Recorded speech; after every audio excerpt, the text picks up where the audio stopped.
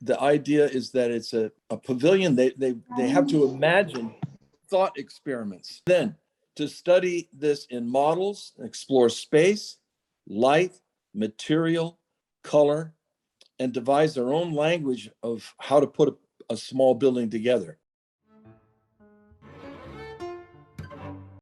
I'd first like to express my gratitude for the Stillman Scholarship for allowing me to have this amazing experience this summer. The Shards of the Hudson Valley is a pavilion situated half above and below ground. Through a projection of colored shadows through various planes, drama is created both in its inside and outside.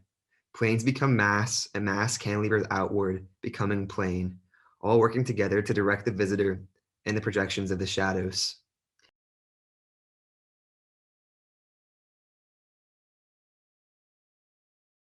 That you're really able to reinforce the dimension of time in your project. And I just loved when you began with these shards appearing on the musical the musical lines, and then the transition into the color and shadow on the ground, I think was really beautiful. And stay along with that music, and that music becomes a kind of frame, and the whole project becomes an experiment in making architecture according to a situation in music. I want to thank Steve Pullimud for the Pullimud Scholarship, which allowed me to spend these 3 weeks with T-Space. How can the structure be caught in light? To catch light, like one catches an apple falling from a tree, triggered an avalanche of poetic possibilities. The apple announces its presence before impact, color caught in a receiving hand. The structure is the analogy of juggling light and color throughout the days and weeks of a year, orienting the visitors towards the specificity of this place. The apple's falling due to gravity. Light from the apple is moving at a different speed.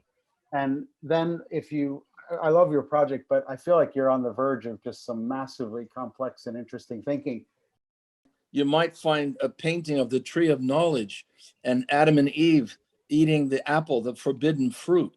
So then you get all the way back to, sort of philosophical roots.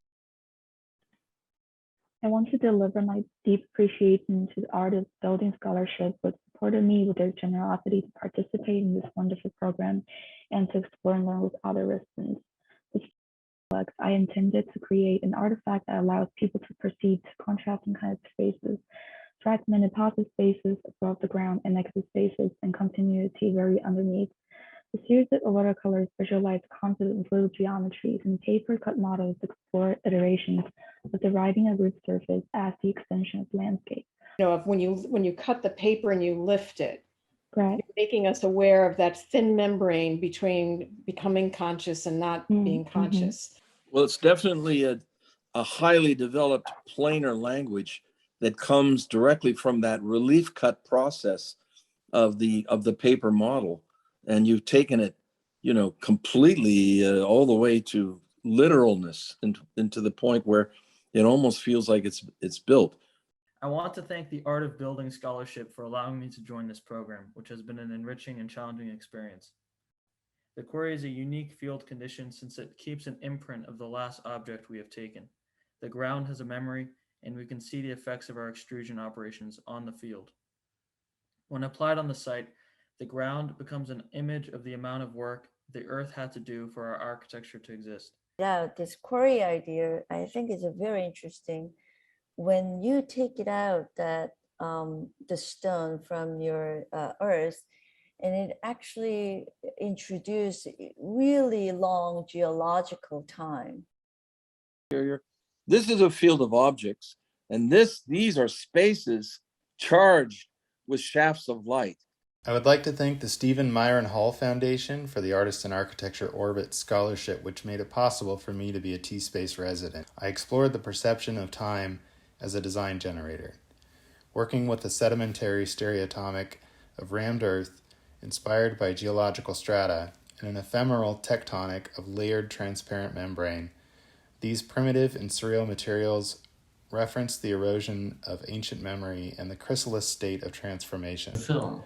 You're not like limiting or creating just like rooms and programs, but you're spatially working. But I find that these interiors incredibly powerful. I first want to take a moment to thank Daniel Balesko and the Al Held Foundation for sponsoring this year's Residency Scholarship. I'm greatly appreciative to receive the Al Held Scholarship and to experience this incredible moment of learning through their generosity. I began my material explorations with the platonic solids as my formworks. Engaging in this material exploration, I sought to manifest as an architectural experience the deconstruction of form as it is abstracted by the slumped surface of glass, allowing the participation of nature and light to enter into the space. It's just, I think, extraordinarily well executed for whatever that means. I also love the way you start with your glass blowing analog to the degree that I would almost hope you would try to now glass blow your final model. I feel like you have this language that you can be very articulate with in terms of developing your own philosophy. And it's a beautiful, when you think about the problems of the language of architecture today, all 6 of these projects are working on the language of architecture vis-a-vis the students' personal investigation vis-a-vis this 6,000 square foot pavilion.